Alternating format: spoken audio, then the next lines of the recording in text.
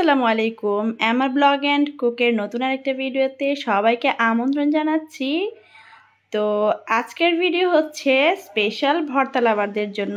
আমার চ্যানেলে ইদানিং আপনারা অনেকই ভর্তা রেসিপি দেখেছেন, তবে আমার চ্যানেলের সবচেয়ে স্পেশাল ভর্তা হচ্ছে এটা, যেটা আমার হাজব্যান্ডের ভীষণই পছন্দ, আমারও অনেক পছন্দ।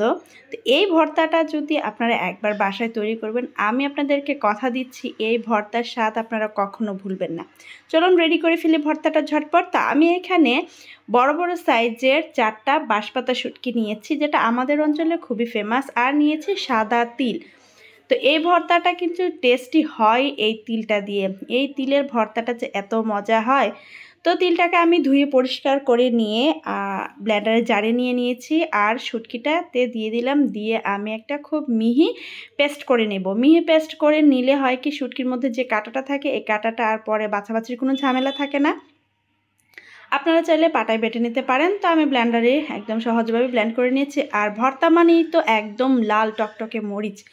তা আমি এখানে মরিচটাও ব্লেন্ডারে খুব ভালো করে ব্লেন্ড করে নিয়েছি। অতটা মরিচ হয়তো আমার লাগবে না, তবে মরিচটা আমার অন্য কাজে লাগাবো, তাই আমি একটু বেশি করে ব্লেন্ড করে নিয়েছি। আর এখানে আমি পরিমাণ মতো তেল দিয়ে মোটা মোটা করে পেঁয়াজ এবং রসুন কেটে দিয়েছি। এই ভর্তায় কিন্তু অবশ্যই বেশি রসুন আর পেঁয়াজ দিতে হয়, তাহলে কিন্তু ভর্তাটা আরও বেশি স্বাদের হয়। তো আমার প্রয়োজন মতো আমি রসুন এবং পেঁয়াজ নিয়ে নিয়েছি, আর সামান্য একটু লবণ দিয়ে এটাকে আমি একটু সফট করে ভেজে নেব। এটা কিন্তু কালার করব না, জাস্ট একটু সফট করে নিব। তো আপনারা ঝাল যেরকম খান ওই রকমভাবে মরিচ নিতে পারেন, তবে আমার তো ভর্তা মানেই ভীষণ ঝাল প্রয়োজন হয়, তাই আমি ভীষণ ঝাল দেখে চেক করে মরিচ নিয়ে ব্লেন্ড করে নিয়েছি। এতে কিন্তু কালারও সুন্দর হয়, আবার ঝালও লাগে, পরিমাণেও কম লাগে। তো আমি এখানে মরিচটা যখন একটু পেঁয়াজটা যখন একটু সফট হয়ে এসেছে, তখন আমি বাটা তিল এবং শীতল বাটাটা দিয়ে দিলাম, আর দিয়ে দিলাম স্বাদ মতো মরিচ বাটা। তো এখানে গুঁড়া মরিচও দেওয়া যাবে, কোনো সমস্যা নেই, তবে বাটা মরিচের ভর্তার কিন্তু স্বাদই হয় অন্যরকম। যারা বাটা মরিচের তরকারি খান তারা তো অবশ্যই জানেন, আমরা ছোটোবেলা থেকে বাটা মরিচের তরকারি ভর্তা খেয়ে এসেছি, যার কারণে বাটা মরিচ আমাদের কাছে ভীষণই ভালো লাগে। তো কালারটা আর একটু সুন্দর করার জন্য আমি আর একটু হলুদের গুঁড়া এতে অ্যাড করে দিয়েছি।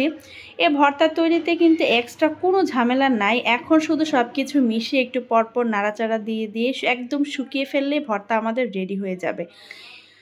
একটু পরপর এটাকে নেড়ে দিতে হবে, কারণ এটা যেহেতু মিহি পেস্ট, যার কারণে কড়াইতে কিন্তু লেগে যায়।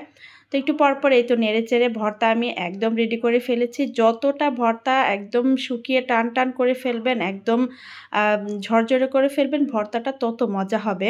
তো আপনারা এতে ভর্তায় অনেকটাই তেল দিতে পারেন, তবে আমাদের ঘরে তেলটা এত বেশি খাওয়া হয় না। আমার হাজব্যান্ড যতই ভর্তা পছন্দ করুক, কিন্তু তেলটা সে বেশি পছন্দ করে না, তাই আমি তেল একটু কমিয়ে দিয়েছি। তবে ভর্তাতে কিন্তু বেশি তেল দিলেই দেখতেও সুন্দর হয়, খেতেও ভালো লাগে। তো গরম গরম ভাতের সাথে এই ভর্তা নিলে আমি আপনাদের একদম 100-100 বলতেছি, যারা ভর্তা পছন্দ করেন তারা কিন্তু অন্য কোনো আইটেমই করতে হবে না এই ভর্তাটা তৈরি করলে। আর আমার হাজব্যান্ড একদম পিওর খাঁটি কথা হচ্ছে, সে এই ভর্তাটা দিয়েই ভাত খেয়েছে, আর সাথে কিচ্ছু নেয়নি। আমরা যদিও অন্য কিছু নিয়েছি, কিন্তু সে যখনই এই ভর্তা করি সে কখনই অন্য কিছু নেয় না, তার খাওয়া এই ভর্তা দিয়ে শেষ হয়ে যায়। তো ভিডিও কেমন লাগলো, যদি ভর্তার রেসিপিটা আপনাদের কাছে ভালো লেগে থাকে অবশ্যই একটা লাইক কমেন্ট শেয়ার দিয়ে পাশে থাকবেন। আর কারা কারা এই তিলের ভর্তা খেয়েছেন বা প্রথমবার দেখেছেন অবশ্যই কমেন্ট করে জানাবেন। আল্লাহ হাফেজ।